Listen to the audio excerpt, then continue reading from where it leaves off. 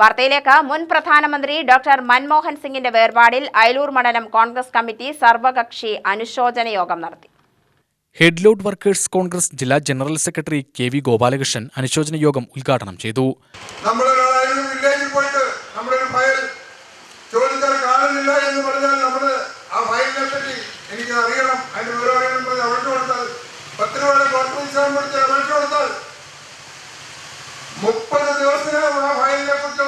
ശരിയായ വിവരം നമുക്ക് നൽകിയില്ലെങ്കിൽ ആ ഉദ്യോഗം ശിക്ഷിക്കപ്പെടും.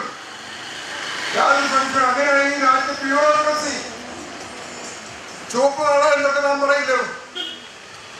അങ്ങനെ ചുവപ്പ് നാളയിൽ കെട്ടിവെച്ച ഒരുപാട് ഫയലുകൾ, ഒരുപാട് ഔദ്യോഗിക രഹസ്യങ്ങൾ, ഒരുപാട് കാര്യങ്ങൾ ഇപ്പോഴൊക്കെ നാം അറിയാൻ തുടങ്ങിയത് അതിന്റെ ഉപജ്ഞാതാവ് ശ്രീ മൻമോഹൻ സിംഗ് ആയിരുന്നു തന്നെയാണ്. പക്ഷെ നമ്മൾ പലർക്കും അതിന്റെ ഗൗരവം ഇപ്പോഴും മനസ്സിലാകുന്നില്ല. അതേപോലെ ഓരോ നിയമങ്ങളും ഭക്ഷ്യസുരക്ഷ,